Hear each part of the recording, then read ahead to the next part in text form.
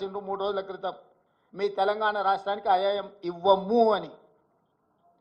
ఎందుకు ఇవ్వరు? ఐఐఎం మనకి ఇవ్వనప్పుడు కిషన్ రెడ్డి గారు ఎందుకు కొనసాగుతున్నాడు కేంద్ర మంత్రిగా? పాలమూరు రంగారెడ్డి ఎత్తిపోతలకు కేంద్ర ప్రభుత్వం ఎందుకు నిధులు ఇవ్వను అంటుంది? పోలవరం నిర్మాణానికి వేల కోట్ల రూపాయలు ఇచ్చే కేంద్ర ప్రభుత్వం ఎందుకు పాలమూరు రంగారెడ్డి ఎత్తిపోతలకు కేంద్ర ప్రభుత్వం ఆర్థిక సహాయం చేయనంటుంది? అమరావతి నిర్మాణానికి వేల కోట్ల రూపాయలు ఇస్తా అంటున్న కేంద్ర ప్రభుత్వం హైదరాబాద్ నగరంలో మెట్రో విస్తరణకు కానీ, మూసీ రివర్ డెవలప్మెంట్ ఫ్రంట్కు కానీ, రీజనల్ రింగ్ రోడ్ కోసం కానీ, వరంగల్లో ఆదిలాబాద్లో ఏర్పాటు చేయాలనుకుంటున్న ఎయిర్పోర్టులకు ఎందుకు ప్రత్యేకంగా నిధులు ఇవ్వరు అని చెప్పి కేంద్ర ప్రభుత్వాన్ని తెలంగాణ రాష్ట్ర ప్రభుత్వం ప్రశ్నిస్తున్నది. పెద్దన్నగా మేము భావిస్తుంటే మీరు దుర్మార్గంగా వ్యవహరిస్తున్నారు. ప్రధానమంత్రి వివక్ష లేని వికసిత్ భారత్ కోసం ప్రయత్నం చేయాలి. కానీ కేంద్ర ప్రభుత్వం ప్రవేశపెట్టిన బడ్జెట్ బీహార్ ఆంధ్రప్రదేశ్ కోసం ప్రత్యేకంగా ఈ సమావేశాలను ఏర్పాటు చేసి నిధులు కేటాయించినట్టుగా ఉన్నది. కేవలం క్విడ్ ప్రోకో. మీరు మాకు మద్దతు ఇవ్వండి ప్రభుత్వాన్ని కాపాడుకోవడానికి, మేము అన్ని రాష్ట్రాలను దోషి మీ రాష్ట్రాలల్లో నిధులు విడుదల చేస్తామనే విధంగా ఉన్నది. అందుకే ఈ బడ్జెట్ కుర్చీ బచావో బడ్జెట్.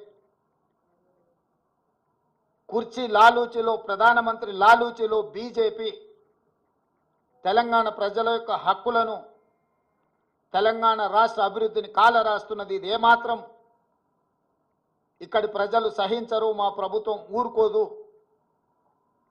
మా నిరసనను తప్పకుండా పార్లమెంట్ బడ్జెట్ సమావేశాలలో మా పార్లమెంట్ సభ్యులు ప్రధానమంత్రికి తెలియజేస్తారు. 8 మంది ఎంపీలను బీజేపీకి ఇస్తే మౌనంగా ఉండొచ్చేమో, బానిసలుగా తల వంచుకొని మోడీ ముందు నిలబడి ఉండొచ్చేమో, కానీ కాంగ్రెస్ నుంచి గెలిచిన 8 మంది పార్లమెంట్ సభ్యులు మిగతా పార్లమెంట్ సభ్యులను అందరిని కూడా సమన్వయం చేసుకొని తెలంగాణ ప్రజల యొక్క హక్కుల కోసం ఖచ్చితంగా పార్లమెంట్లో నిరసన తెలుపుతారు. ఆంధ్రప్రదేశ్ పునర్విభజన చట్టము అని అంటే కేవలం ఆంధ్రప్రదేశ్కే నిధుల విడుదల కాదు.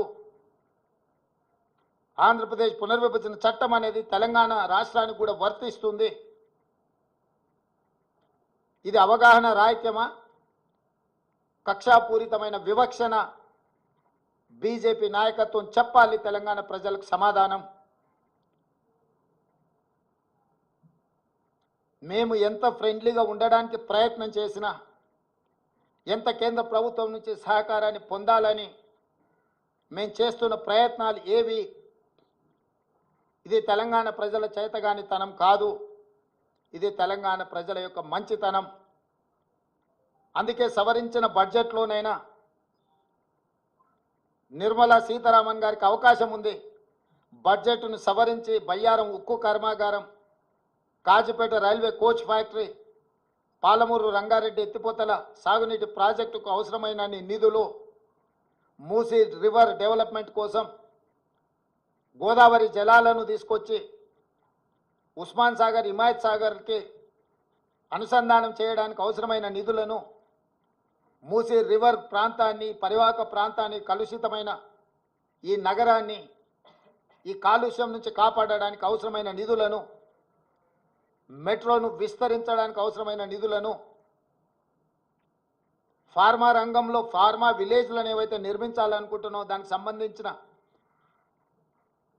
ఇన్ఫ్రాస్ట్రక్చర్ కోసం అవసరమైన నిధులను సవరించిన బడ్జెట్లో పెట్టి వ్యవహరిస్తున్న విధానాన్ని మార్చుకొని కక్షలు, వివక్ష